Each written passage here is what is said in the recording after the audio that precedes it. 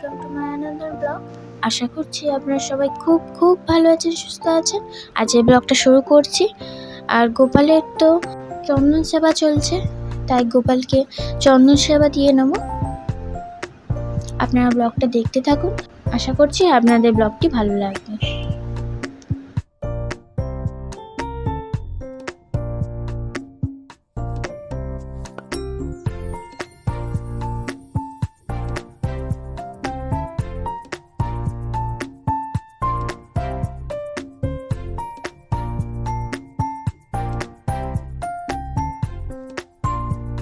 ভালোবেসে সুখী নিভৃতে যতনে আমার নামটি লিখো তোমার মনের মন। কেউ কেউ গান লেখেন, আবার কেউ লেখেন কবিতা, আর একজন মানুষ পুরো একটা অনুভূতি লিখে গেছেন। তিনিই হলেন রবীন্দ্রনাথ। আজও মন ভেঙে গেলে তার লেখাতেই শান্তি খুঁজি। হাওয়ার মাঝেই মিশে আছে তার কণ্ঠ। যদি ওদের শুনে কেউ না আসে, তবে একলা চলো। ভালোবাসা হলে তারই গান, একাকিত্ব হলে তারই কবিতা। সবকিছুর শেষে ফিরে আসতে হয় সেই রবীন্দ্রনাথের কাছে। সময়ের সাথে শহর, মানুষ, সম্পর্ক সবই বদলেছে, কিন্তু আমার হিয়ার মাঝে লুকিয়েছিল শুনলে আজও চোখটা একটু ভিজে যায়।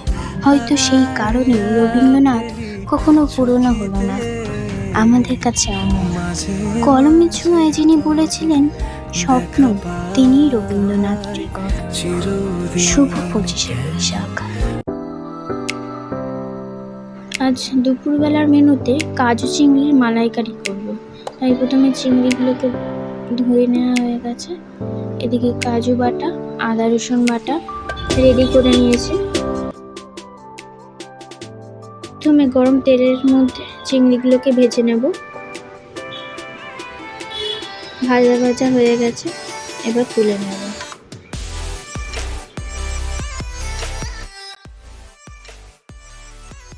প্রথমে তেলের মধ্যে অল্প করে পেঁয়াজ কুচি দিয়ে দিচ্ছি, দিয়ে হালকা হালকা করে ভেজে নেব।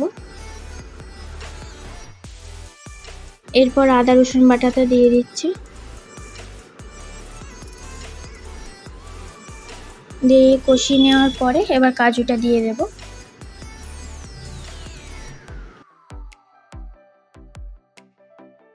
এর উপর হলুদ গুঁড়ো, লঙ্কা গুঁড়ো, নুন, চিনি দিয়ে কষাতে থাকতে হবে। হালকা হালকা জল ছেড়ে দিয়েছে, এবার চিংড়িগুলো দিয়ে দেব। কষিয়ে নেওয়ার পরে 2 মিনিট জল দিয়ে ফুটিয়ে নেওয়ার পর রেডি হয়ে যাবে কাজু চিংড়ির মালাইকারি। উপর দিক দিয়ে একটু সর্ষে তেল দিয়ে নিলাম। ভাত নিয়ে নিয়েছি, চিংড়ি মাছ ভাজা, শাক, ডালের বড়া, ডাঁটা চচ্চড়ি, মোচা আর কাজু চিংড়ির মালাইকারি। এখন বিকালবেলা একটু ছাদ বাগানে ঘুরতে চলে এসেছি। আর এই দেখুন, এই টগরটা কি সুন্দর ফুটেছে না? দেখুন, এত বেলায় ফুটেছে, খুব সুন্দর লাগছে। আর এইদিকে পার্সেল চলে এসছে, তো চলুন কি পার্সেল এসছে আপনাদের সামনে খুলে দেখাই।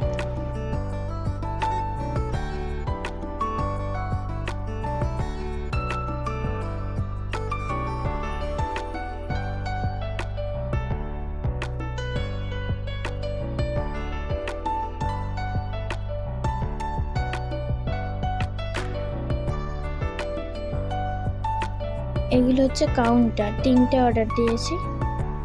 একটা খুলে আপনাদের সাথে দেখাচ্ছি। এটা হচ্ছে রিক্সেট বাটার, আর এটা এই আঙুলে পড়তে হয়।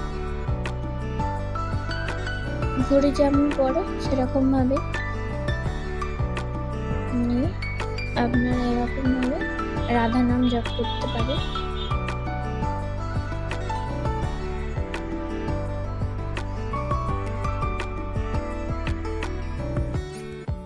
এখন একটু চাউমিন খেয়ে নেব। আর কাল যেহেতু মাদার্স ডে, তাই আজ একটু কাজ করতে বসছি।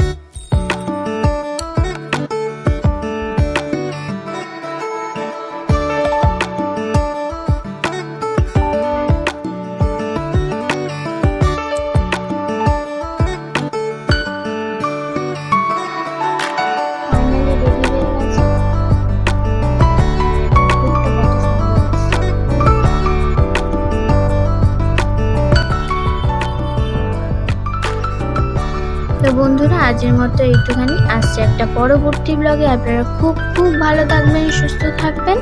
তো আজের মতো এইটুখানি, টাটা।